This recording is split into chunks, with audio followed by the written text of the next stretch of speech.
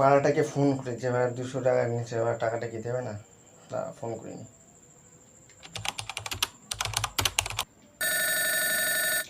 এই চুদি ভাই বাড়া ফোন করেছে। হ্যালো বাড়া।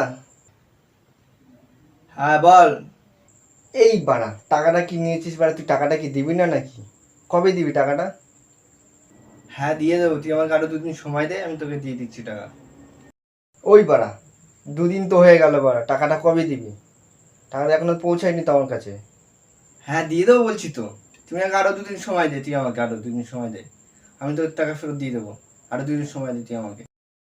ওই বাড়া, আরো 2 দিন তো হয়ে গেল, কই টাকাটা তো দিলি না তো? তুই আমার টাকা কবে দিবি? বলছি ভাই একটু অসুবিধা আছে রে। ওই অসুবিধা তোমার গাড়ি গুঁজে রাখো বাড়া।